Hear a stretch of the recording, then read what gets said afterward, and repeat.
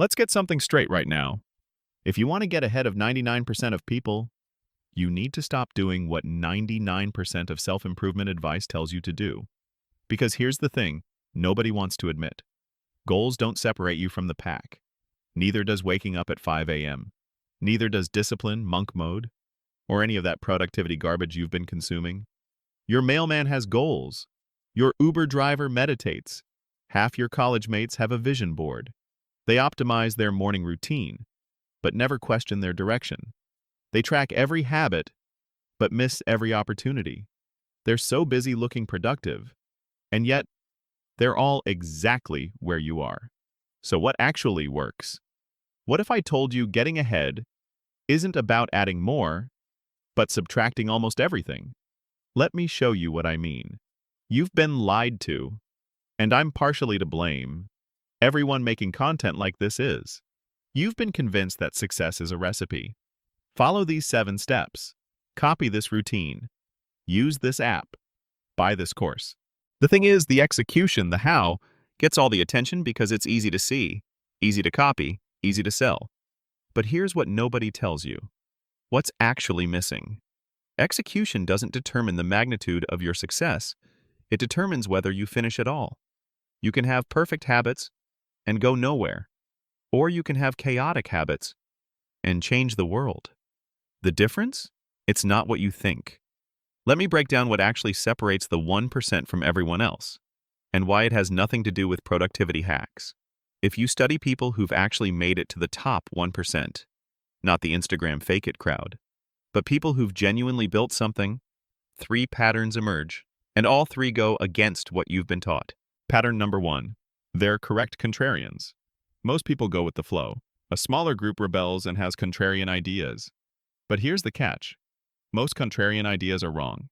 Being different isn't enough. You have to be different. And right. Steve Jobs wasn't Steve Jobs because he wore black turtlenecks and ate fruit. He was Steve Jobs because in the 1970s, when computers were so big and filled entire rooms, he believed one day every person would have one on their desk. And he was correct. Warren Buffett built his empire buying companies everyone else thought were garbage. Then he sat around eating McDonald's for decades, while everyone realized he was right. Here's the part that stings. You can't Google what contrarian idea should I have. By definition, if it's popular advice, it's not contrarian. You have to think for yourself. Question assumptions. Look where others aren't looking. And most people? They're not willing to be wrong enough times to eventually be right. Pattern number 2. They subtract, not add. You think getting ahead means doing more. More skills, more projects, more networking, more content. Here's what's actually missing. Subtraction. The top 1% are ruthless about what they don't do. Warren Buffett once said that in his 60-plus years running Berkshire Hathaway, he made about 12 truly good decisions. 12 in 60 years. The rest? No better than so-so. The people ahead of you aren't doing 10 things well. They're doing 1 or 2 things that actually matter, and ruthlessly ignoring everything else. When's the last time you said no to something? When's the last time you quit something that wasn't working? Most people treat quitting like failure. Top performers treat it like data. They start more. They quit more. They're strategically incompetent at things that don't compound. Pattern number 3. They design their environment, not their discipline. You think the top 1% have superhuman willpower. They don't.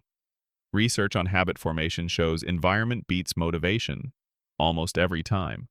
You don't need monk discipline. You need a locked drawer. We're living in the age of digital fentanyl. TikTok has been downloaded over 4 billion times. Almost half of all Americans use it monthly. Imagine you're in a room full of people high on drugs, and there's one sandwich hidden somewhere. How easy is it to find that sandwich if you're the only sober person? That's where we are right now. It has never been easier to get ahead, because everyone else is distracted. All you have to do is not be part of the zombie horde. So those are the patterns. But here's what nobody tells you about actually reaching the 99th percentile. Before you go chasing the top 1%, let me tell you why you might not actually want it. What's the hidden cost? Nobody likes contrarians. You think extreme success brings validation. It doesn't. It brings skepticism, jealousy, and isolation. When I quit my corporate job to work online, half my friends stopped talking to me. My family thought I was a drug dealer. Because when you go from wrong contrarian to correct contrarian, it messes with people's heads. They don't celebrate you. They wonder what they missed. Extreme success only improves relationships that didn't need improving. Everyone else? They either resent you or want something from you. You have to be wrong. A lot. To be a correct contrarian, you first have to be an incorrect contrarian dozens of times. Most contrarian ideas are contrarian for a reason. They're terrible. People tried them, failed miserably, moved on. And if you're young, you don't even know how many of your original ideas were already tried and abandoned by people older than you. Are you willing to look stupid for 5 years? To maybe be right once? Most people aren't. Success amplifies who you already are. If you're miserable now, success will make you more miserable. If you're angry now, success will make you angrier. The hidden cost? Success won't fix you. It will magnify you. So here's the real question. Instead of asking, how do I get ahead of 99% of people? Ask yourself why you want to. Because if your answer is to buy a nice car and impress people, I've got bad news. That's not the 99th percentile, that's the 80 percentile. And it's a lot easier to get there. You don't need to burn your life down for that. So let's get practical. If you still want this, here's how you actually start. The system. Forget everything you've heard about routines and habits. Here's the only system you need. Step 1. Subtract before you add. List everything you're doing right now. Every project, every commitment, every subscription, every networking coffee. Then ask, if I wasn't already doing this, would I start it today? If the answer is no, stop immediately. This will feel wasteful. That's the price of getting ahead. Most people fail because they're too busy doing things that don't matter. Cut those first. Then add one thing that does. Step 2. Practice in private. Stop announcing your goals. Stop posting your journey. Research suggests that announcing goals gives you the dopamine hit without doing the work. Build in private. Ship in public. The top 1% stay silent until they have something worth showing. Step 3. The 5-minute rule. Every day, do one thing that makes you uncomfortable. Not painful, just uncomfortable. Talk to a stranger, send a cold email, post something imperfect, say no to someone. One uncomfortable thing. 5 minutes. That's it. Studies on behavior change show small, consistent actions beat intense, sporadic efforts. If you do this every day for a year, you'll be ahead of 90% of people, because 90% won't even start.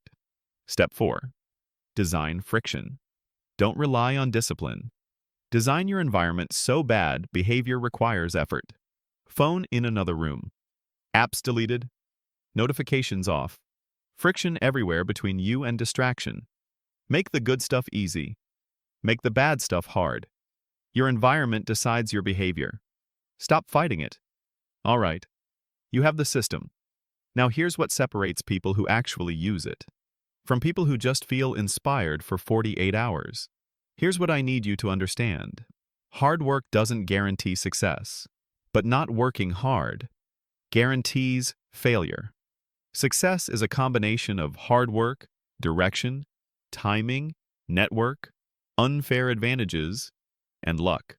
You can't control most of those, but you can control effort and direction. And here's the thing. Most people who complain about privilege and unfair advantages aren't wrong. Life is unfair. Some people start 10 miles ahead. Some start 10 miles behind. But you know what doesn't help? Standing still and crying about it. You can either play the hand you're dealt or fold and blame the dealer. Why do you want to get ahead? If your answer is external validation, status, or proving people wrong, you're going to burn out. But if your answer is because you're genuinely obsessed with the work, because you see something others don't, because you have to build this thing, then you're already ahead. because that's the real secret. The top 1% aren't chasing success. They're chasing the work itself. Success is just a side effect. So here's your choice. You can keep doing what everyone else does. Consume more content, make more plans, wait for motivation. Or you can do what 99% refuse to do. Subtract everything that doesn't matter. Think for yourself, even when you're wrong. Build in private. Design your environment. Start today with 5 uncomfortable minutes. Most people watching this won't do anything. They'll feel inspired. Bookmark the video and move on. Are you most people? Look, if this actually hit different for you, if you're serious about being in that 1% who takes action, then hit subscribe. Not for me, for you. Because every time you see one of these videos, it's a reminder of who you decided to become today. You already know what to do. The question is, will you actually do it? Stop waiting for perfect. Stop waiting for ready. Start messy. Start small. Start now. That's how you get ahead. What's one thing you'll subtract today?